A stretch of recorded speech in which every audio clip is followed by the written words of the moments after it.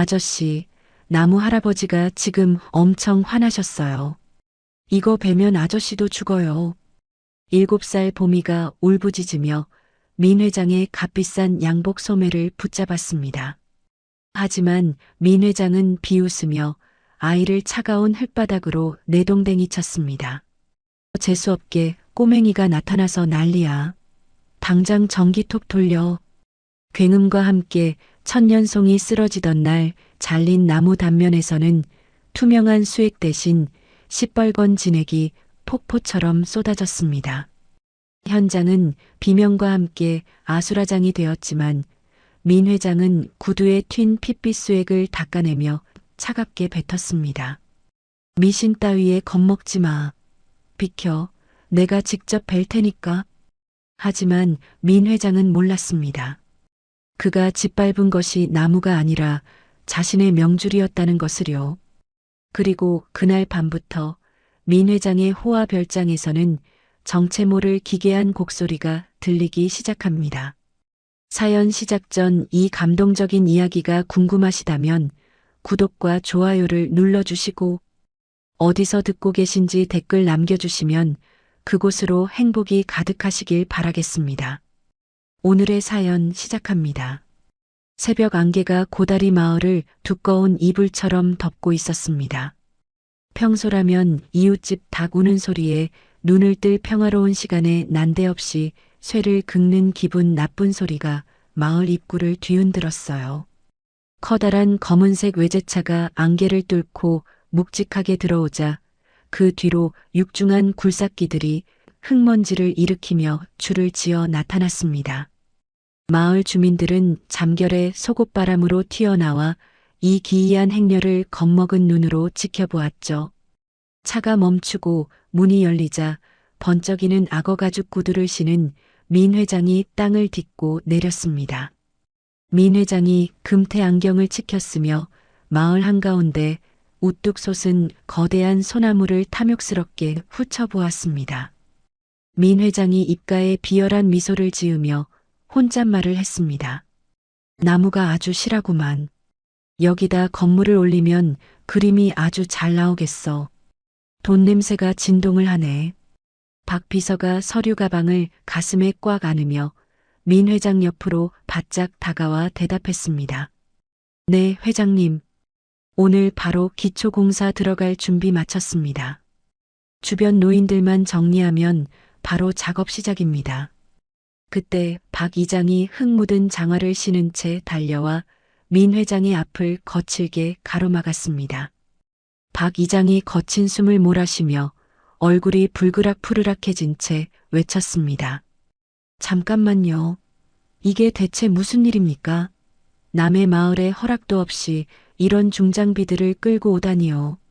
민 회장이 구두 끝에 묻은 흙을 실크 손수건으로 털어내며 차갑게 박 이장을 내려다보았습니다. 박 이장이라고 했나? 여기 땅은 이제 내 거야. 돈 받고 팔았으면 조용히 입 닫고 있어야지. 안 그래? 박 이장이 바들바들 떨리는 손으로 가슴을 쾅쾅 치며 억울함을 토해냈습니다. 돈을 받았다고요? 우리가 언제 팔았습니까? 이건 마을 전체의 땅이지 개인의 것이 아니에요. 천년송은 우리 마을의 영혼입니다. 이건 돈으로 사고 팔 수 있는 게 아니라고요. 주변에 모인 마을 주민들이 삽과 괭이를 쥐며 박 이장의 뒤로 모여들었습니다. 맞습니다. 우리 조상님들이 대대로 지켜온 나무를 함부로 벨 수 없어요. 당신이 뭔데 우리 수호신을 배려해. 마을 노인 한 분이 지팡이를 공중에 휘두르며 쇳소리를 냈습니다. 이 나무는 마을 수호신이요. 이걸 베면 우리 마을은 망하는 거요. 절대 못 비켜주오. 우리를 다 죽이고 베시오. 주민들이 일제히 소리치자 공사 현장은 순식간에 아수라장이 되었습니다. 민 회장이 코방귀를 뀌며 비단 장갑을 낀 손으로 수행원들을 향해 고개를 까닥였습니다. 법적으로 아무 문제 없어. 여기 허가증 안 보여? 이미 도장 다 찍힌 서류가 내 손에 있다고. 이제 이 나무는 내 사유지에 있는 거추장스러운 걸림돌일 뿐이야. 민 회장이 비웃음을 머금은 채 박 이장의 어깨를 툭툭 치며 덧붙였습니다. 귀신 신나락 까먹는 소리 그만하고 비켜. 공사 지연되면 당신들에게 손해배상 청구할 거니까. 알겠어? 그때 마을 꼬마 아이 보미가 조용히 민 회장에게 다가갔습니다. 보미가 민 회장의 값비싼 양복 소매를 작은 손으로 꽉 붙잡으며 고개를 들었습니다. 아저씨, 나무 할아버지가 울고 있어요. 이거 베면 아저씨도 다쳐요. 할아버지가 화가 많이 났어요.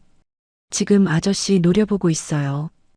보미가 맑고 투명하지만 어딘가 오싹한 눈으로 민 회장을 빤히 쳐다보며 낮은 목소리로 말했습니다. 민 회장이 인상을 험하게 찌푸리며 보미의 손을 거칠게 뿌리쳤습니다. 어디서 이런 꼬맹이가 나타나서 아침부터 재수없게 기분 나쁜 소리를 하고 난리야. 애 관리 안 해? 보미가 뒤로 크게 넘어지며 딱딱한 돌바닥에 무릎을 세게 부딪혔습니다. 보미가 아픈 무릎을 감싸쥐며 피를 흘리는데도 울지 않고 민 회장의 등 뒤를 손가락으로 가리켰습니다. 나무 할아버지가 아저씨 뒤에 시커먼 그림자를 붙여놨어요. 저 그림자가 아저씨 목을 감쌀 거예요. 이제 아저씨는 절대 못 도망가요. 영원히요. 보미가 섬뜩한 목소리로 중얼거리자 주변 공기가 순식간에 차갑게 식어버렸습니다. 민 회장은 자기도 모르게 뒷목이 서늘해지는 것을 느끼며 넥타이를 거칠게 풀었습니다. 그 순간 마을 언덕 위에서 징소리가 둥하고 묵직하게 울려 퍼졌습니다. 만신 할매가 하얀 소복을 바람에 휘날리며 천천히 마을 입구로 걸어 내려왔습니다. 만신 할매가 징을 한 번 더 크게 치며 서슬 퍼런 눈빛으로 민 회장을 노려보았습니다. 이놈, 내 놈이 정령 죽고 싶어 환장했구나. 천년의 세월을 견딘 산 주인의 심장을 도려내겠다니 천벌이 두렵지 않으냐. 민 회장이 만신 할매를 위아래로 훑어보며 가소롭다는 듯 입꼬리를 올렸습니다. 이건 또 뭐야? 무당까지 동원해서 겁을 주려고? 요즘 세상에 이런 미신이 통할 것 같아? 돈이면 귀신도 부리는 법이야. 저 노파가 노망이 났군. 만신 할매가 징채를 민 회장의 가슴팍으로 매섭게 겨누며 경고했습니다. 내 조부의 업보가 내 목을 옥죄고 있는데 그것도 모르고 날뛰는구나. 오늘 저 나무를 건드리면 내 가문은 피눈물을 흘릴 게야. 자손 대대로 대가 끊기는 꼴을 정녕 보고 싶으냐. 이 어리석은 놈. 민 회장이 버럭 소리를 지르며 작업자들에게 손을 거칠게 내저었습니다. 비켜. 당장 굴삭기 돌려. 저 나무 옆에 가장 큰 가지 하나는 잘라둬라. 내 거실에 장식할 거니까 어디 귀신이 나타나나 보자고. 다 쓸어버려. 박 이장이 민 회장의 앞길을 다시 막아서며 무릎을 꿇고 울먹였습니다. 회장님, 제발 부탁입니다. 나무만은 살려주세요. 차라리 날 죽이고 가세요. 이 나무를 베면 우리 마을 사람들은 어찌 삽니까? 이건 살인입니다. 민 회장이 용역 직원들을 향해 고개를 까닥이며 짜증 섞인 목소리로 말했습니다. 뭐해? 저 노인네들 다 치우지 않고 내 시간이 얼만데 여기서 허비하게 만들어. 당장 치우란 말이야. 뭐 하는 거야? 건장한 청년들이 박 이장과 주민들을 짐짝처럼 들쳐 매고 강제로 끌어내기 시작했습니다. 주민들의 비명과 통곡 소리가 고다리 마을의 고요한 새벽 안개를 갈갈이 찢어 놓았죠. 기계 엔진 소리가 천둥처럼 울리며 천년송을 향해 다가가기 시작했습니다. 민 회장은 차에 올라타 창문을 끝까지 올리며 평온하게 앞을 내다보았습니다. 하지만 차창 밖으로 보이는 천년송의 거대한 그림자가 마치 민 회장을 집어삼키려는 거대한 손처럼 길게 뻗어 있었습니다. 안개 사이로 만신 할매의 징소리가 여전히 멀리서 둥소리를 내며 기분 나쁘게 울리고 있었어요. 새벽 5시의 공기는 살을 애는 듯 차가웠습니다. 아직 동이 트기도 전인 어두컴컴한 시간에 고다리 마을에 얼어붙은 땅 위로 거대한 포크레인 날이 박혔습니다. 천년송의 뿌리 근처까지 기계들이 다가오자 땅바닥이 진동하며 불길한 소리를 냈어요. 박 이장이 주민들과 함께 다시 나무를 몸으로 감싸 안으며 울부짖었습니다. 이놈들아, 차라리 내 몸을 먼저 베어라. 이 나무가 어떤 나무인데 감히 손을 대. 민 회장이 두꺼운 코트 깃을 세우며 멀찍이 서서 시계를 보았습니다. 민 회장이 귀찮다는 듯 손을 휘저으며 옆에 있는 보안팀 오 실장에게 말했습니다. 뭐하고 있어? 시간 없어. 저 노인네들 당장 다 치워버려. 한 명이라도 다치면 골치 아프니까 적당히 힘으로 밀어내라고. 오 실장이 무전기를 입에 대고 짧게 명령을 내렸습니다. 전원 투입해. 나무 주변 깨끗하게 비워. 검은 옷을 입은 건장한 용역들이 박 이장과 주민들에게 달려들었습니다. 용역들이 주민들의 팔과 다리를 짐짝처럼 들어 올려 저 멀리 논바닥으로 내팽개쳤죠. 박 이장이 흙바닥에 굴러떨어지며 다시 기어오려 하자 오 실장이 구두발로 박 이장의 앞을 막아섰습니다. 어르신, 곧게 계세요. 더 고집 피우시면 진짜 다칩니다. 박 이장이 흙 섞인 침을 뱉으며 오 실장의 바지가랑이를 붙잡았습니다. 천벌을 받을 놈들, 내 놈들이 정령 사람이냐? 나무가 울고 있는 게 들리지도 않아? 민 회장이 차가운 눈빛으로 천년송 아래 서 있는 기술자 김 씨를 향해 손을 번쩍 들었습니다. 민 회장이 내리꽂는 동작을 하며 크게 외쳤습니다. 지금이야. 시동 걸어. 당장 저 나무를 베어버리란 말이야.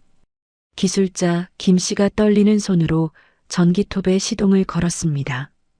요란한 굉음이 고요한 산골 마을의 정적을 무자비하게 지식여버렸죠. 날카로운 톱날이 천년송의 두꺼운 밑동에 닿는 순간이었습니다. 지지직 소리를 내며 나무 속으로 파고들던 전기톱이 갑자기 기괴한 금속음을 내뱉었습니다. 톱날이 마치 단단한 쇠뭉치를 자르는 듯한 소름 끼치는 소리를 내며 헛돌기 시작했어요. 기술자 김 씨가 당황하며 전기톱을 꽉 쥐고 소리쳤습니다. 회장님, 이거 이상합니다. 나무가 너무 단단해서 톱날이 안 들어가요. 소리가 꼭 비명 지르는 것 같습니다. 민 회장이 성질을 내며 기술자 김 씨에게 다가가 소리를 질렀습니다. 멍청한 소리 하지 말고 힘껏 밀어붙여. 저 나무가 무서워서 핑계대는 거야? 당장 안 해? 기술자 김 씨가 이를 악물고 체중을 실어 전기톱을 나무 깊숙이 밀어 넣었습니다.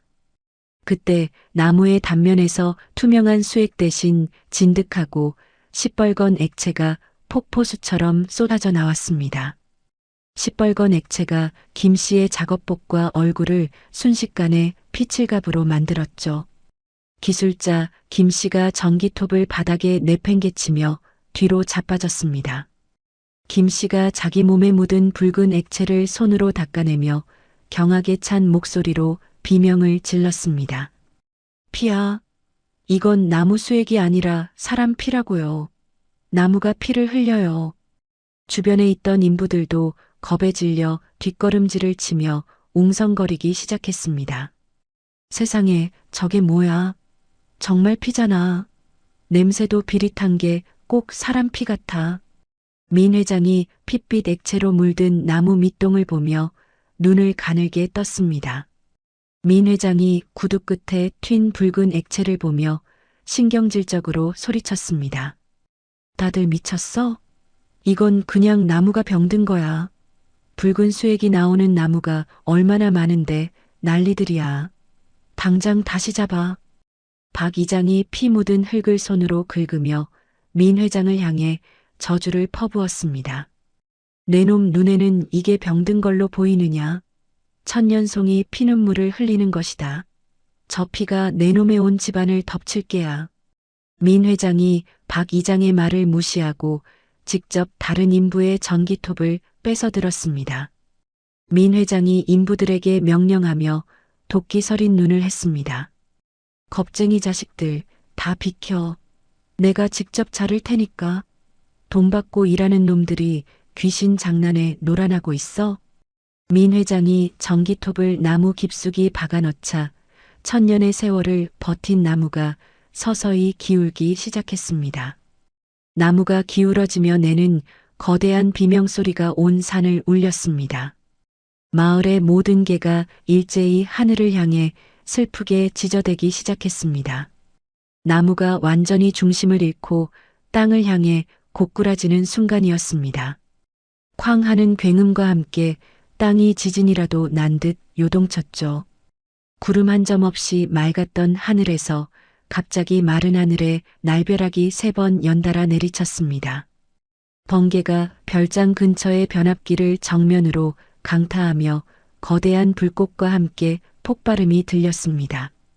만신 할매가 쓰러진 나무 앞으로 달려와 무릎을 꿇고 통곡했습니다. 만신 할매가 민 회장을 손가락질하며 서슬퍼런 목소리로 예언했습니다. 하늘이 울고 땅이 진노했다. 산 주인의 심장을 도려냈으니 이제 내 놈의 가문에는 대가 끊길 저주가 내렸다. 피눈물을 흘리며 죽어갈 게다.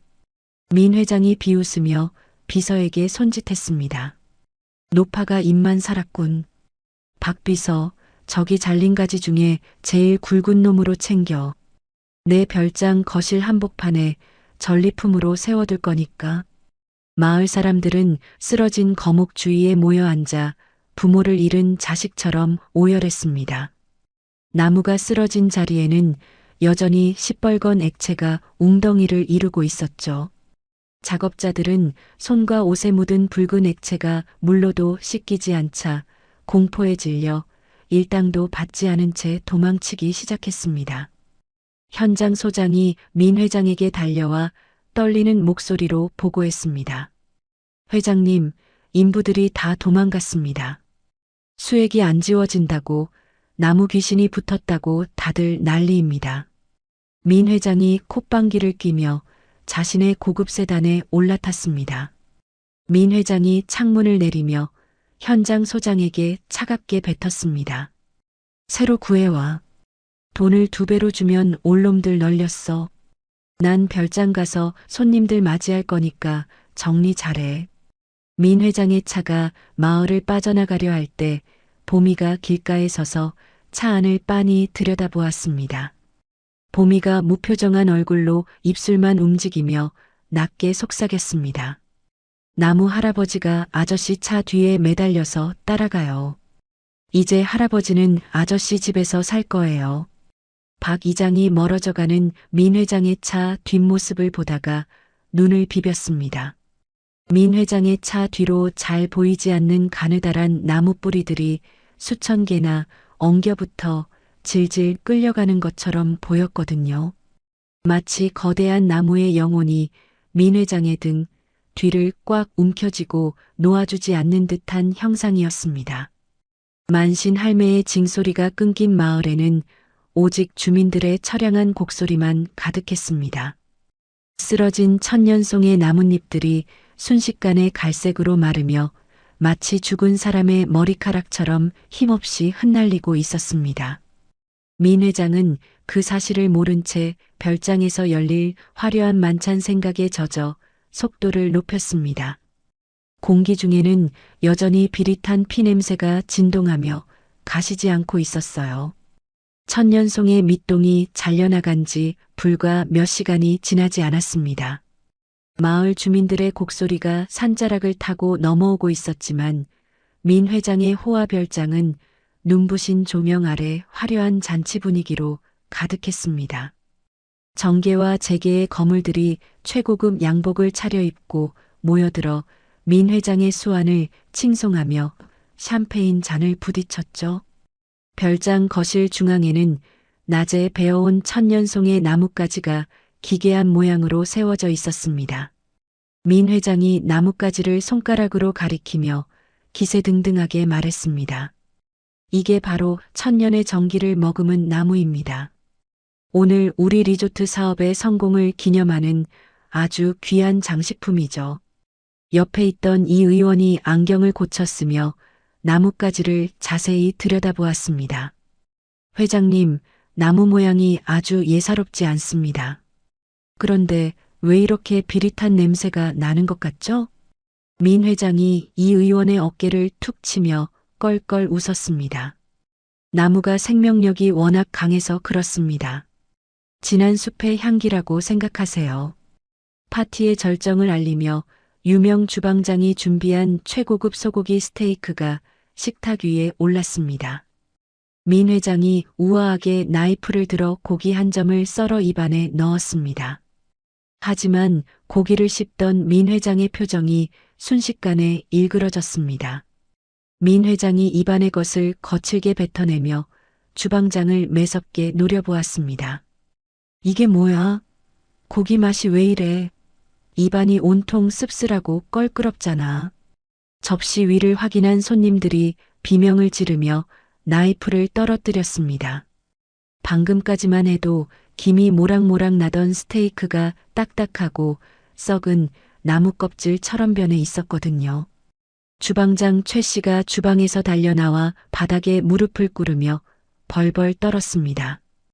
회장님, 분명히 최고급 안심으로 요리했습니다. 제 눈으로 직접 확인하고 불 위에 올렸단 말입니다. 그때 식탁 여기저기서 컵이 깨지는 소리와 함께 비명이 터져 나왔습니다.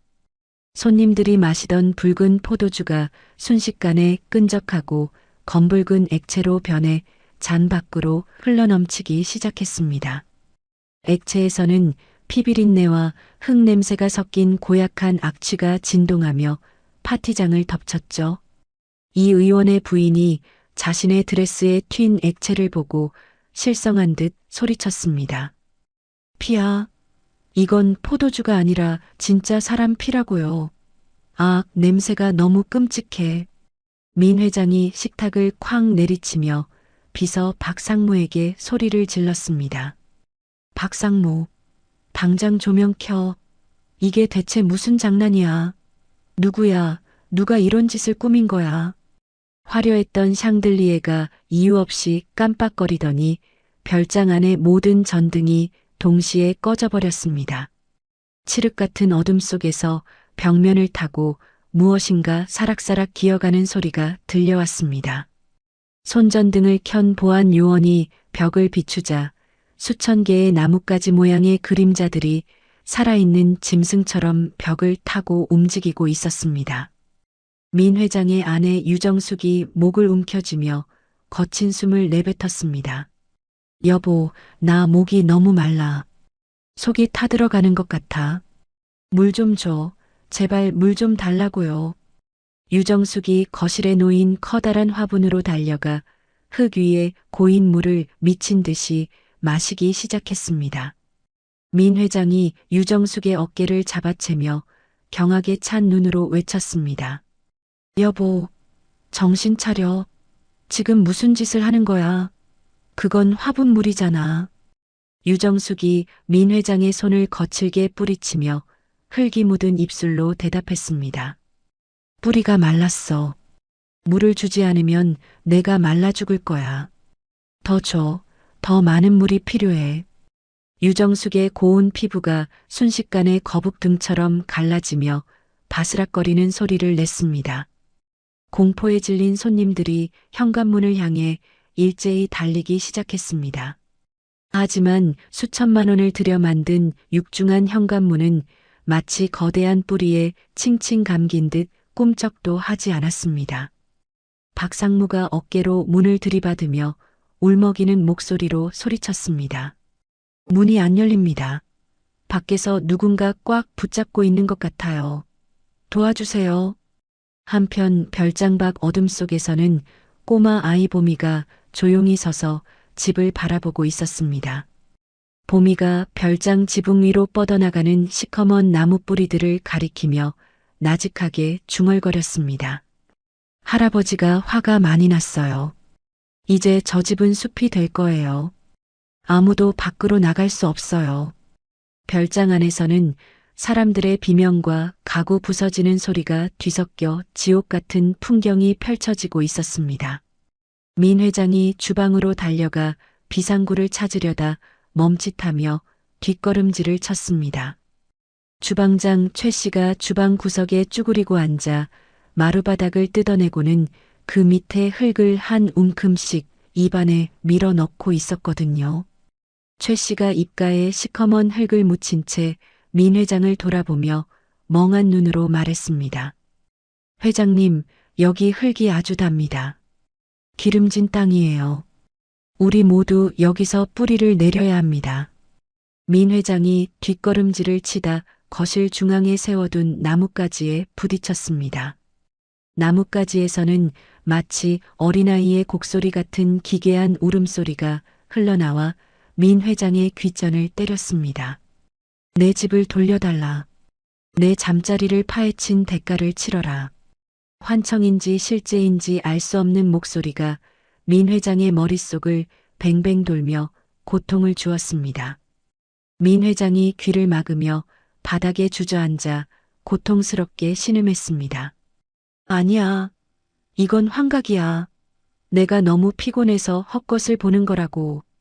별장의 유리창 밖으로는 고다리 마을 전체를 뒤덮은 기묘하고 짙은 안개가 몰려오고 있었습니다.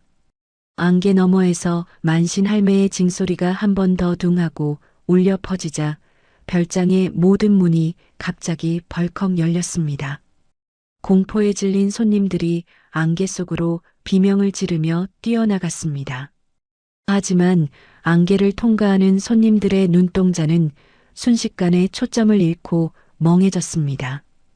그들은 조금 전 별장에서 겪은 끔찍한 일들을 모두 지워버린 듯 비틀거리며 어둠 속으로 흩어졌습니다. 소란이 잦아들고 정적만이 남은 별장 거실에 민 회장 홀로 남겨졌습니다. 민 회장이 떨리는 손으로 소파를 붙잡고 일어나려다 자신의 손끝을 보고 숨을 멈췄습니다. 민 회장이 자신의 손가락을 눈앞으로 가져가며 경악한 표정으로 외쳤습니다. 이게 뭐야? 내 손에 왜 이런 게 생겨? 민 회장의 손등은 마치 죽은 소나무의 껍데기처럼 갈라지고 있었습니다. 갈라진 손등에서는 피 대신 시뻘건 나무 수액이 한 방울씩 뚝뚝 떨어져 바닥을 적셨죠. 거실 중앙의 나뭇가지는 어느새 민 회장의 그림자와 하나가 된 듯 길게 뻗어 민 회장의 목을 서서히 조여오고 있었습니다. 밖에서는 여전히 만신 할매의 구슬픈 노랫가락이 바람을 타고 들려오고 있었어요.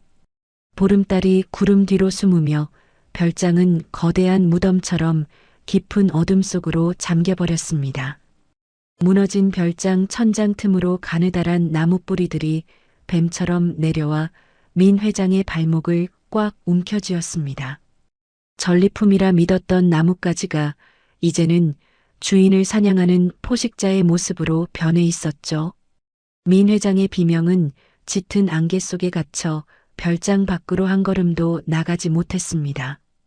천년송의 저주는 이제 막 시작되었을 뿐이었고 민 회장은 그 지옥의 한복판에 홀로 서 있었습니다. 어디선가 나뭇가지 부러지는 소리가 뼈마디 꺾이는 소리처럼 별장 안을 가득 채웠습니다. 민 회장의 눈동자 속에는 거대한 소나무 한 그루가 거꾸로 박힌 채 흔들리고 있었습니다. 밤바람이 별장에 열린 문 사이로 휘몰아치며 기분 나쁜 흙먼지를 일으켰어요. 민 회장이 바닥을 기며 현관으로 향했지만 거실 바닥을 뚫고 올라온 뿌리들이 그의 길을 완전히 막아섰습니다. 이제 별장은 더 이상 인간의 집이 아닌 천년송의 새로운 영토로 변해가고 있었습니다. 민 회장은 자신의 몸이 조금씩 굳어가는 것을 느끼며 마지막 힘을 다해 살려달라고 소리쳤습니다. 민 회장이 베어버린 천년송의 영혼은 이제 민 회장의 육신을 새로운 거처로 삼으려 하고 있었습니다. 고다리 마을의 긴 밤은 이제 겨우 깊어가고 있었죠. 마을 입구의 빈터에는 쓰러진 천년송의 잔에 위로 핏빛 서리가 내려앉아 반짝였습니다. 모든 것이 끝난 것처럼 보였지만 저주는 이제 민 회장의 가문 깊숙한 곳까지 뿌리를 내리고 있었습니다. 별장의 화려한 대리석 벽면에는 어느새 이끼가 끼고 덩굴이 자라나며 인간의 흔적을 지워가고 있었어요. 민 회장의 비명소리가 잦아들 무렵 안개 너머로 보미의 천진난만한 웃음소리가 작게 들려왔습니다. 지옥 같은 만찬의 끝은 민 회장 가문의 파멸을 알리는 첫 번째 종소리였습니다. 밤새도록 별장 안에서는 나무 껍질 벗겨지는 소리와 울음소리가 멈추지 않았습니다. 새벽이 오기 전까지 별장은 그 누구도 접근할 수 없는 금단의 숲이 되어버렸죠. 민 회장이 꿈꿨던 리조트의 야망은 천년송의 분노 아래 흙으로 돌아가고 있었습니다. 세상은 고요했지만 저주는 살아 움직이며 민 회장의 숨통을 서서히 조였습니다. 모든 것이 침묵 속으로 가라앉으며 고다리 마을의 두 번째 새벽이 밝아오고 있었습니다. 어둠이 걷혀도 별장을 감싼 안개는 사라지지 않고 더욱 짙어만 갔습니다. 숲의 주인은 결코 자신의 자리를 뺏은 자를 용서하지 않았습니다. 별장의 시계는 12시 정각에 멈춰선 채 더 이상 움직이지 않았습니다. 이제 민 회장의 시간은 영원히 천년송의 시간 속에 갇혀버린 것입니다. 만신 할매가 언덕 위에서 마지막 징을 치며 구슬픈 기도를 마무리했습니다. 업보는 쌓인 대로 돌아오고 죄는 지은 대로 받는 법이라는 진리가 별장을 가득 채웠습니다. 고다리 마을의 숲은 그렇게 한 명의 죄인을 삼키고 더욱 깊어지고 있었습니다. 민 회장의 욕망은 흙으로 돌아가고 저주는 열매를 맺어가고 있었습니다. 모든 것이 정지된 별장 안에서 오직 천년송의 심장만이 고동치고 있었어요. 인간의 오만이 무너진 자리에 자연의 준엄한 심판이 깃든 밤이었습니다. 천년송의 저주는 이제 그의 핏줄을 따라 다음 희생자를 찾아 움직이기 시작했습니다. 고다리 마을의 전설은 이렇게 핏빛으로 다시 쓰여지고 있었습니다. 저주의 덩굴은 이제 별장 전체를 하나의 거대한 고치처럼 감싸 안았습니다. 그 안에서 민 회장의 가문은 서서히 해체되어 갈 것입니다. 인간이 감히 범접할 수 없는 영역을 건드린 대가였습니다. 다음 날 아침 8시가 되었지만 별장 안으로 스며드는 햇살은 온기를 전혀 머금지 않았습니다. 화려했던 별장 내부는 습하고 퀴퀴한 곰팡이 냄새로 가득 찼고 벽지 곳곳에는 검푸른 이끼가 돋아나 있었죠. 민 회장이 거실 바닥에서 힘겹게 눈을 떴으나 온몸이 무거운 바위에 눌린 듯 꿈쩍도 하지 않았습니다. 민 회장이 자신의 팔을 들어 올리려 애쓰며 거친 숨을 내뱉었습니다. 왜 이래? 내 몸이 왜 이렇게 무거워? 누가 나 좀 일으켜줘. 민 회장이 간신히 상체를 일으켰을 때 안방에서 문을 열고 나오는 유정숙의 모습이 보였습니다. 하지만 민 회장은 유정숙을 보는 순간 공포에 질려 비명을 지르고 말았죠. 유정숙의 고왔던 얼굴은 온데간데였고 피부 전체가 거친 소나무 껍질처럼 변해 거칠고 갈라져 있었습니다. 유정숙이 한 걸음씩 내디딜 때마다 피부와 옷이 마찰하며 바스락거리는 기괴한 소리가 거실을 울렸습니다. 민 회장이 바닥을 기어 뒤로 물러나며 유정숙을 향해 소리쳤습니다. 당신 얼굴이 왜 그래? 그 몸은 또 대체 뭐야? 유정숙, 대답 좀 해봐.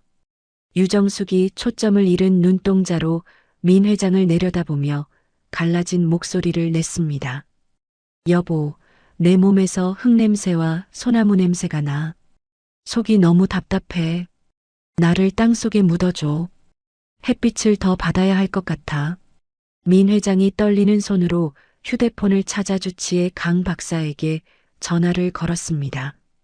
하지만 수화기 너머에서는 통화음 대신 여자의 구슬픈 울음소리와 나뭇가지 부러지는 소리만 요란하게 들려왔죠. 민 회장이 휴대폰을 바닥에 내던지며 아들 상혁의 방으로 달려갔습니다. 외아들 민상혁은 방구석에 쭈그리고 앉아 화분에 흙을 먹고 있었습니다. 민 회장이 상혁의 어깨를 붙잡고 흔들며 절규했습니다. 상혁아, 민상혁, 정신 차려. 너 지금 무슨 짓을 하는 거야? 상혁이 입가에 시커먼 흙을 가득 묻힌 채 민 회장을 돌아보며 멍하게 대답했습니다. 아버지, 흙이 정말 달아요. 시원한 땅속으로 들어가고 싶어요. 제 다리에 뿌리가 내리고 있거든요. 민 회장이 상혁을 끌어내려 했지만 상혁의 몸은 이미 거대한 나무옹이처럼 딱딱하게 굳어가고 있었죠.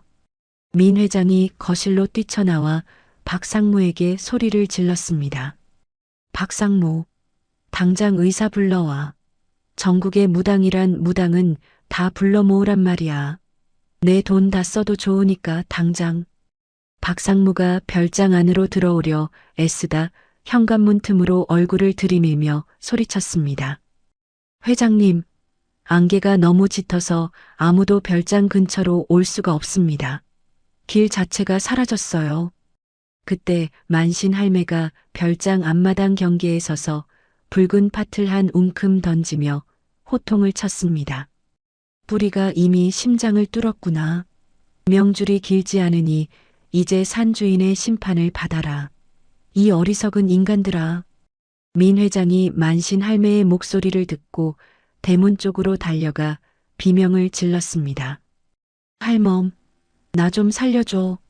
돈은 얼마든지 줄 테니까 우리 가족 좀 원래대로 돌려놓으라고. 만신 할매가 민 회장의 외침을 무시하고 징을 세게 울리며 차갑게 대꾸했습니다. 돈으로 산 주인의 노여움을 살 수 있을 것 같으냐? 내 놈의 팔다리가 아직 움직이는 건 가족들이 죽어가는 걸 똑똑히 지켜보라는 나무의 뜻이다. 민 회장이 자신의 머리카락을 쥐어뜯으며 미친 듯이 웃음을 터뜨렸습니다. 하하, 지켜보라고? 내가 뭘 잘못했다고 이런 벌을 받아? 나무 좀 베었다고 이래야 하냐? 민 회장의 아들 상혁은 이제 완전히 의식을 잃고 몸은 단단하게 굳어 변해버렸죠. 유정숙은 거실 한복판에서 두 팔을 하늘로 뻗은 채 장식품처럼 그대로 굳어가고 있었습니다. 보미가 마을 어귀에서 별장 쪽을 가리키며 박 이장에게 무표정하게 말했습니다. 나무 할아버지가 집안 사람들을 다 나무로 만들어서 새로운 숲을 만들려나 봐요. 아저씨는 제일 큰 나무가 될 거예요. 민 회장은 별장 안방 거울 속에 비친 자신의 얼굴을 보고 숨을 멈췄습니다. 민 회장의 이마와 볼 여기저기가 썩은 나무 둥치처럼 움푹 패고 검게 변해가고 있었거든요. 민 회장이 거울을 주먹으로 깨뜨리며 절규했습니다. 아니야. 이건 내가 아니야.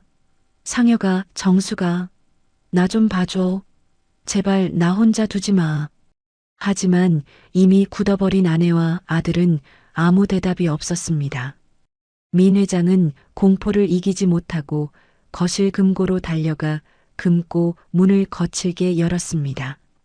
민 회장이 금고 안에 돈다발들을 양팔 가득 끌어안으며 광기 어린 눈으로 소리쳤습니다.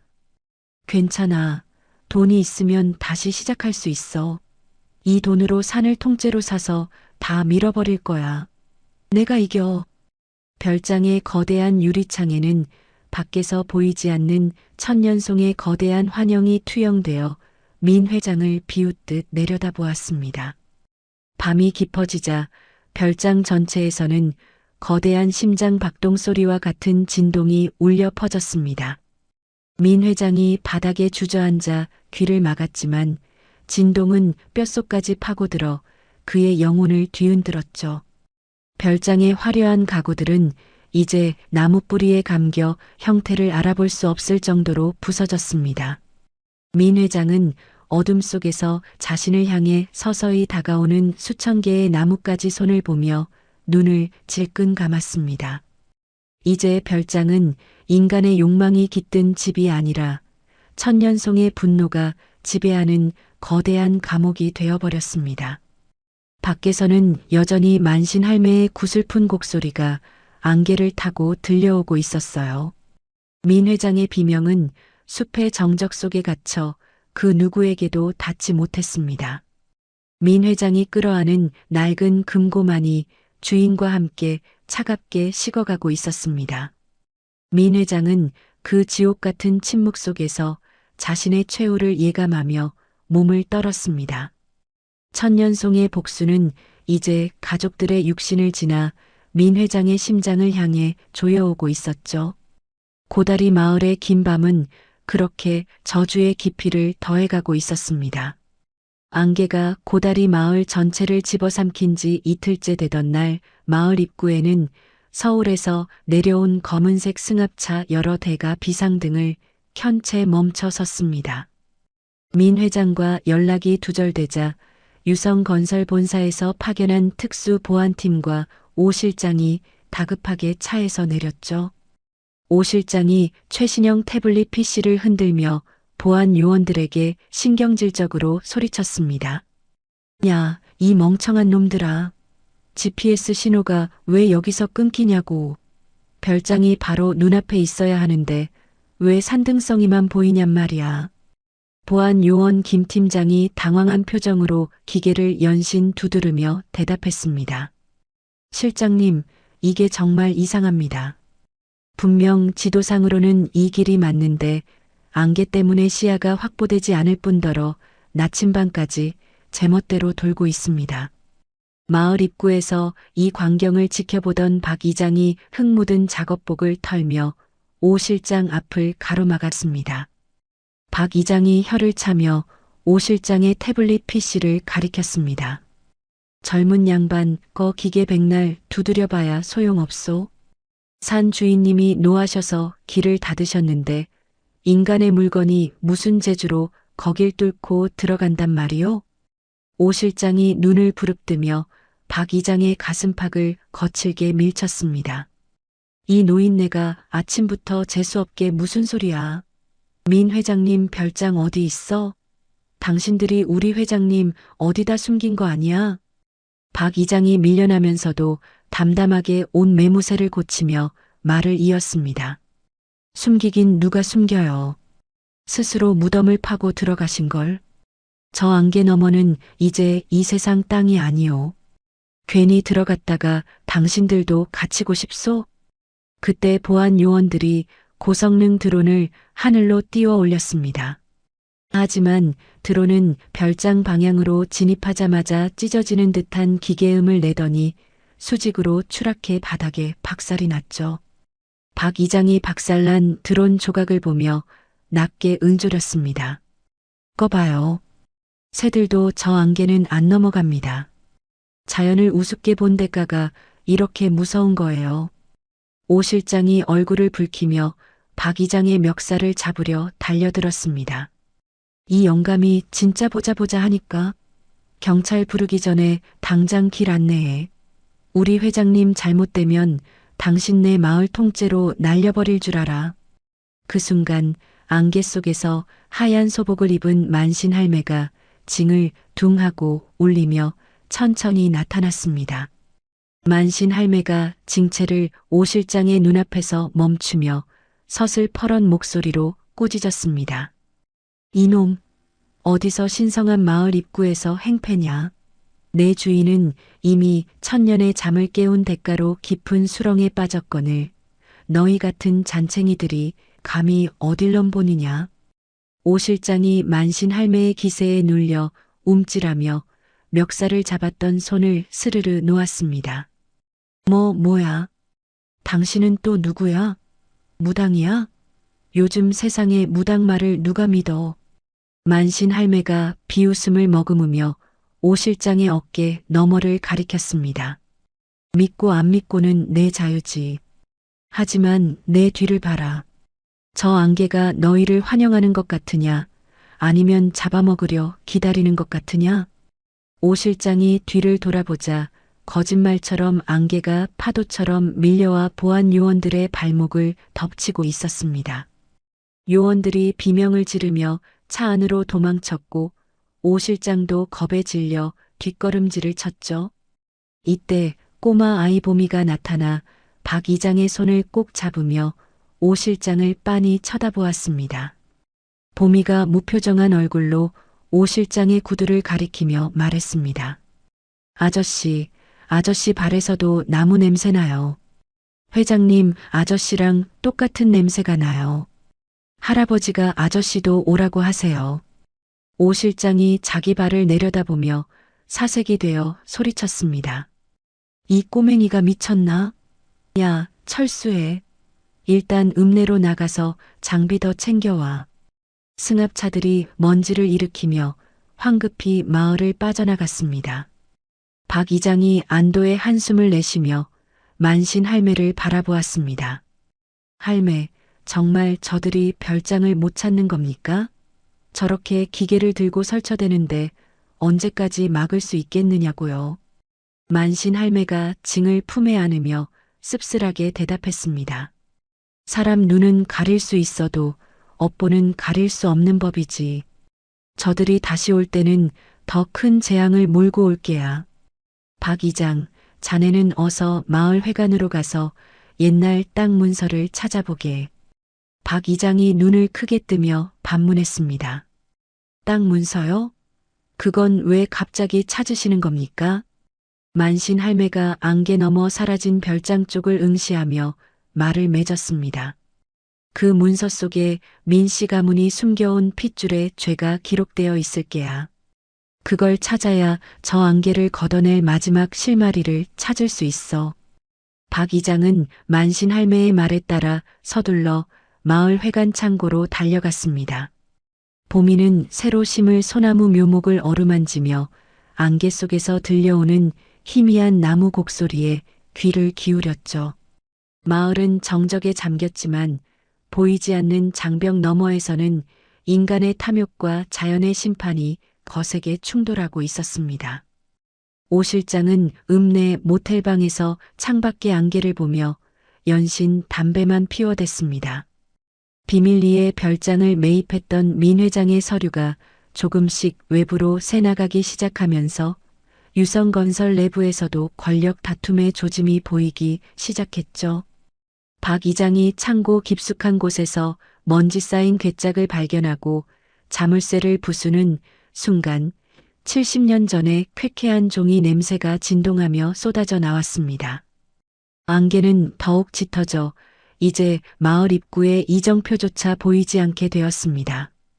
보미가 노래를 흥얼거리며 마당에 원을 그리자 그 원 안으로 작은 솔방울들이 하나둘 떨어져 내렸어요.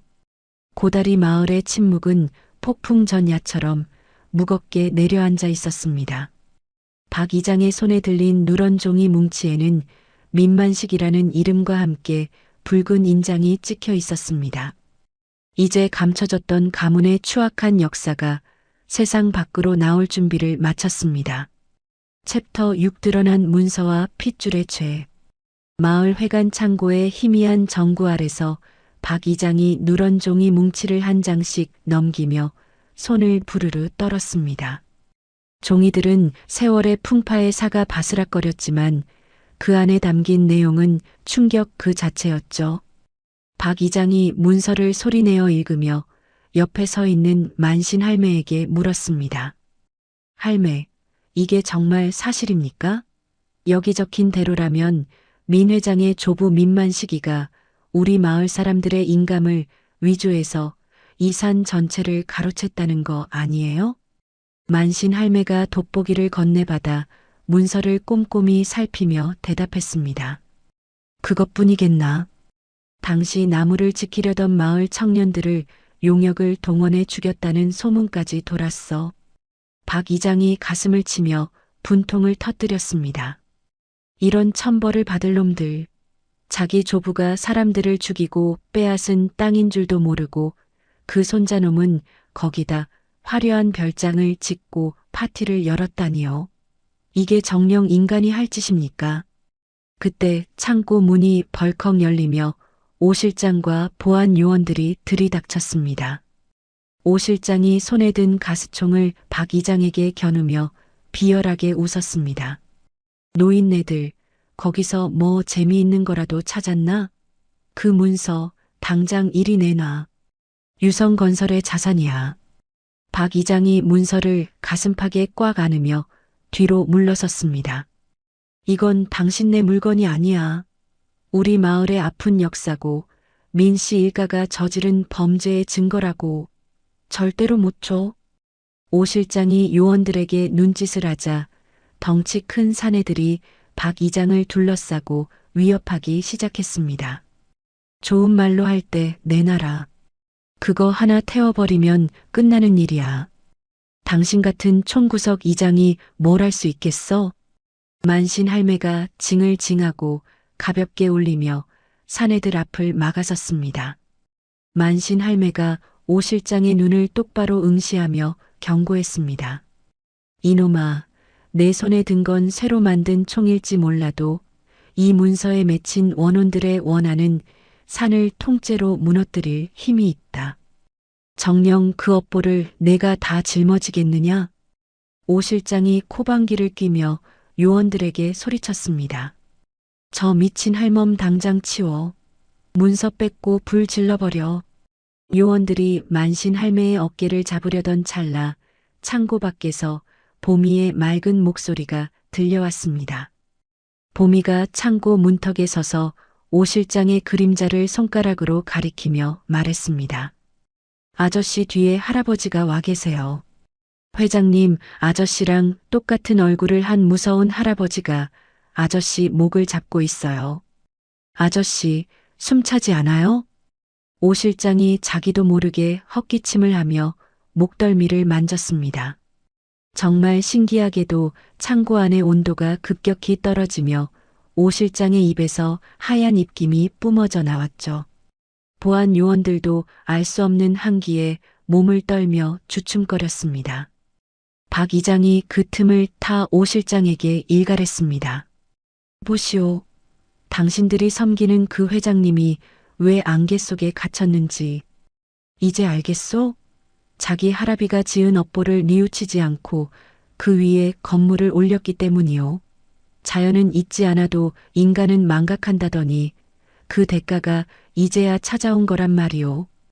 오 실장이 떨리는 목소리로 허풍을 떨었습니다. 다 닥쳐. 그딴 미신 따위 안 믿어. 문서 내놔.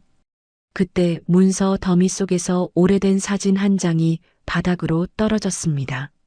사진 속에는 젊은 시절의 민만식이 천년송 앞에서 비열하게 웃고 있었고 그 발밑에는 잘려나간 나무 뿌리들이 어지럽게 널려 있었죠. 사진을 본 만신 할매가 서글픈 표정으로 고개를 저었습니다. 뿌리가 잘린 건 나무만이 아니었구먼. 민씨 가문의 양심이 그때 이미 잘려나갔던 게야. 오 실장이라고 했나? 내가 저 안개 속으로 들어가 회장님을 구하고 싶다면 이 문서를 들고 가서 주인에게 보여줘라. 내가 지은 죄는 아니지만 내가 모시는 사람의 죄를 마주하는 게 유일한 길이다. 오 실장이 자존심을 세우며 문서를 뺏으려 손을 뻗었지만 박 이장이 선제적으로 문서를 오 실장 발 앞에 던졌습니다. 박 이장이 침을 뱉으며 차갑게 말했습니다. 가져가라. 그 더러운 가문의 역사를 직접 확인해봐. 오 실장이 문서를 허겁지겁 챙겨 요원들과 함께 창고를 빠져나갔습니다. 박 이장이 주저앉으며 거친 숨을 내쉬었습니다. 할매, 저놈이 저걸 태워버리면 어찌합니까? 우리 마을의 증거가 다 사라지는 거 아닙니까? 만신 할매가 박 이장의 어깨를 토닥이며 안심시켰습니다. 걱정 말게. 이미 문서의 내용은 세상의 기운 속에 퍼졌어. 저들이 문서를 읽는 순간 민씨 가문의 저주는 더 이상 비밀이 아니게 될 게야. 이제 별장의 문이 열릴 시간이 다가오고 있어. 창고 밖으로 나간 오 실장은 차 안에서 문서를 읽어내려가다 안색이 창백해졌습니다. 자신이 그토록 충성을 다했던 회장의 집안이 이토록 추악한 살인과 강탈로 이루어졌다는 사실에 손이 떨렸죠. 안개 너머에서 다시 한번 벼락 소리가 울리며 심판의 밤이 깊어감을 알렸습니다. 보미는 달빛 아래서 춤을 추며 할아버지가 이제 다 알게 됐대요라고 노래했습니다. 고다리 마을의 역사는 이제 피로 물든 종이 위에서 현실의 공포로 살아 움직이기 시작했습니다. 챕터 7 폭풍우 속의 마지막 심판. 고다리 마을의 하늘이 시커먼 먹구름으로 뒤덮이더니 금방이라도 땅을 집어삼킬 듯 무거운 빗줄기가 쏟아지기 시작했습니다. 천둥 소리는 산 전체를 뒤흔들며 울려 퍼졌고 번개는 별장이 있는 안개 너머를 날카롭게 가르고 있었죠. 오 실장이 비바람을 뚫고 찢어진 마을 문서를 품에 안은 채 안개 속으로 미친 듯이 달려들어갔습니다. 결계가 약해진 틈을 타 현관문을 발로 차고 들어선 오 실장이 별장 내부의 참혹한 광경을 보고 넋을 잃었습니다. 오 실장이 손에 든 랜턴을 비추며 경악에 찬 목소리로 소리쳤습니다. 회장님, 사모님, 이게 대체 무슨 일입니까? 집안에 웬 나무들이 이렇게 가득해요. 거실 한복판에는 거대한 나무 기둥이 된 아들 상혁과 나뭇가지 팔을 뻗은 채 굳어버린 유정숙이 기괴한 숲을 이루고 있었습니다. 민 회장은 거실 구석에서 반쯤 나무 껍질에 덮인 채 흐릿한 눈으로 오 실장을 올려다보았습니다. 민 회장이 갈라진 목소리로 오 실장의 바짓가랑이를 붙잡으며 애원했습니다. 오 실장 왔나? 나 좀 살려줘. 이 나무들이 나를 안 놔줘. 내 아내랑 아들 좀 봐. 얘들이 왜 이래? 오 실장이 소름이 돋는 팔을 문지르며 민 회장의 손을 거칠게 뿌리쳤습니다. 회장님, 정신 차리세요. 지금 이게 다 회장님과 회장님 할아버지가 지은 죄 때문이랍니다. 이 문서 좀 보세요. 오 실장이 품에서 누런 종이 뭉치를 꺼내 민 회장의 눈앞에 들이밀었습니다. 오 실장이 민 회장에게 악을 썼습니다. 여기 다 적혀 있어요. 회장님 할아버지가 이 마을 사람들 죽이고 땅 뺏은 거요. 나무에 불까지 지르려 했다면서요. 민 회장이 떨리는 손으로 문서를 받아들여 글자들을 훑어내려갔습니다. 민 회장이 머리를 감싸쥐며 절규했습니다. 아니야. 그럴 리 없어. 우리 할아버지는 자수성가한 분이라고 하셨단 말이야. 이건 다 거짓말이야. 그때 별장 거실 중앙을 뚫고 거대한 낙뢰가 떨어지면서 순식간에 화염에 휩싸였습니다. 오 실장은 공포에 질려 뒷걸음질을 치다 거실 창문 밖으로 뛰어내리려 했습니다. 하지만 창밖에는 과거 민 회장의 조부에게 희생당한 마을 사람들의 원혼들이 나무 형상을 한 채 오 실장을 노려보고 있었고 만신 할매가 별장 밖 빗속에서 징을 미친 듯이 울리며 하늘을 향해 외쳤습니다. 산주인이시여, 천년의 원한을 오늘 밤 다 푸소서. 저 추악한 가문의 씨를 이 땅 밑으로 영원히 거두어 가소서. 마을 사람들도 횃불을 든 채 빗속에서 무릎을 꿇고 통곡하며 이 거대한 심판의 순간을 지켜보았습니다. 별장의 대리석 기둥들이 나무 뿌리의 힘을 견디지 못하고 쩍쩍 갈라지며 무너져 내리기 시작했습니다. 별장의 지붕이 완전히 날아가고 폭풍우가 거실 안으로 쏟아져 들어왔습니다. 번개가 별장의 중심부를 강타하며 거대한 화염이 솟구쳤지만 비는 그 불길을 끄지 않고 오히려 더 거세게 몰아쳤죠. 별장은 서서히 땅속으로 가라앉고 있었습니다. 보미가 빗속에서 춤을 추며 별장이 가라앉은 자리를 손가락으로 가리켰습니다. 보미가 맑고 차가운 목소리로 노래하듯 말했습니다. 나무 할아버지가 나쁜 사람들을 다 데리고 땅속 깊은 집으로 들어갔어요. 이제 아저씨는 거기서 영원히 나무 할아버지의 발을 닦아줘야 해요. 별장이 있던 자리는 이제 거대한 구덩이만 남은 채 천년송의 붉은 수액이 고여 핏빛 우물로 변해갔습니다. 민 회장의 가문이 가졌던 수조원의 재산과 명예는 폭풍우 속에 재가 되어 날아갔죠. 만신 할매가 징소리를 멈추고 빗속에 주저앉아 눈물을 닦아냈습니다. 이제야 매듭이 풀렸구나. 70년 묵은 원한이 오늘 밤 저 빗물과 함께 씻겨 내려가는구먼. 비는 그칠 기미 없이 밤새도록 고다리 마을을 적셨고 주민들은 날이 밝을 때까지 자리를 떠나지 못했습니다. 고다리 마을의 숲은 그렇게 인간의 탐욕을 집어삼키고 다시 침묵에 잠겼습니다. 민 회장의 마지막 눈물은 빗물과 섞여 흔적도 없이 사라졌고 대지는 분노를 가라앉히며 서서히 평온을 되찾고 있었습니다. 저주의 밤은 그렇게 가장 처절한 심판을 끝으로 마침표를 찍고 있었습니다. 이제 고다리 마을에는 새로운 아침이 오기만을 기다리는 정적만이 남았습니다. 챕터 8 다시 심은 천년의 희망. 어제 그렇게 세상을 다 집어삼킬 듯 몰아치던 폭풍우가 언제 있었냐는 듯이 고다리 마을의 아침 하늘은 눈부시게 푸른 빛을 띠고 있었습니다. 씻겨 내려간 공기는 더없이 맑았고 산새들은 다시 평화롭게 지저귀며 마을의 아침을 깨우고 있었죠. 박 이장은 이른 아침부터 정장을 갖춰 입고 마을 입구로 나와 어제 별장이 있던 자리를 멍하니 바라보았습니다. 화려했던 민 회장의 별장은 흔적도 없이 사라졌고 그곳에는 아주 오래전부터 산의 일부였던 것처럼 거대한 흙더미만이 덩그러니 남았어요. 박 이장이 곁으로 다가온 만신 할매를 보며 깊은 한숨을 내쉬었습니다. 할매, 정말 하룻밤 사이에 귀신이 곡할 노릇이네요. 저 높던 건물이 어찌 저렇게 가루가 되어 땅속으로 들어갔을까요? 만신 할매가 정갈하게 빗어 넘긴 머리를 매만지며 나직하게 대답했습니다. 인간이 쌓은 공든 탑도 자연의 섭리 앞에서는 모래성일 뿐이지요. 산 주인님이 제 자리를 찾으신 것뿐이니 너무 놀라지 마세요. 그때 김씨 할머니가 라디오를 들고 달려와 박 이장의 팔을 붙잡았습니다. 이장님, 이것 좀 들어봐요.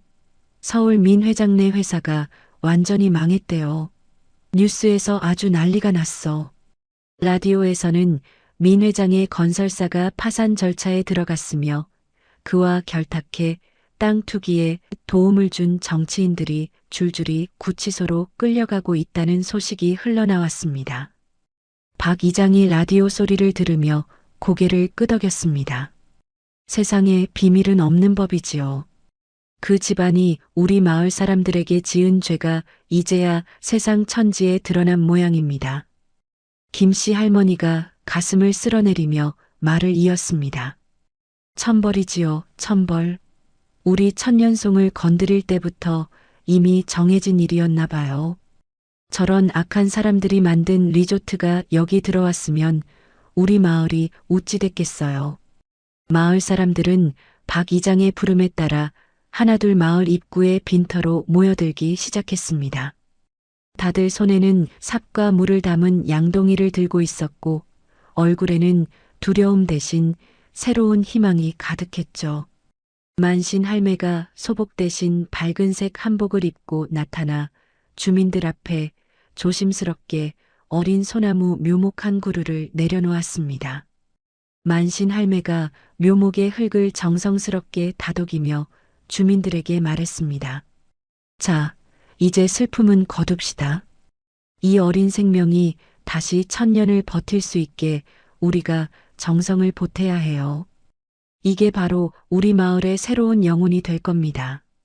박 이장이 제일 먼저 삽을 들어 땅을 파기 시작했습니다. 주민들이 양동이에 담아온 물을 소나무 묘목에 정성껏 부어주었습니다. 그러자 기적 같은 일이 벌어졌습니다. 별장이 가라앉은 자리에 고여있던 핏빛 우물이 만신 할매의 위령제 소리와 함께 서서히 맑고 투명한 물로 변하기 시작했거든요. 김씨 할머니가 소리를 지르며 호수 쪽을 가리켰습니다. 아이고, 저것 좀 봐. 물색이 변하고 있어. 정말 맑은 물이 솟아나고 있잖아. 만신 할매가 징을 부드럽게 올리며 맑아진 호수를 보며 미소 지었습니다. 보미가 새로 심은 소나무 주위를 나비처럼 팔랑팔랑 뛰어다니며 즐겁게 노래를 불렀습니다. 보미가 만신 할매의 손을 잡으며 환하게 웃었습니다. 할매, 나무 할아버지가 지금 너무 기뻐하세요. 우리 보고 고맙다고 나뭇잎을 흔들어 주셨어요. 할머니도 보셨죠? 만신 할매가 보미의 손을 꼭 쥐며 인자하게 웃어 보였습니다. 만신 할매는 언덕 위에서 평온한 얼굴로 마을을 내려다보며 70년을 이어온 악연의 고리가 드디어 끊겼음을 실감했습니다. 만신 할매가 언덕 위에서 마지막으로 마을을 향해 절을 올리며 기도를 마무리했습니다. 이제 부디 평안하소서. 모든 상처가 치유되고 오직 기쁨만 가득한 땅이 되게 하소서. 마을 어귀에는 다시 주민들의 웃음소리가 꽃향기와 섞여 바람을 타고 멀리 퍼져나갔습니다. 보미가 저 멀리 숲속으로 날아가는 하얀 나비를 보며 손을 흔들며 인사를 건넸습니다. 잘 가요, 나무 할아버지. 내일 또 놀러 올게요. 고다리 마을의 전설은 그렇게 피와 눈물을 지나 찬란한 초록빛 희망으로 다시 쓰이고 있었습니다.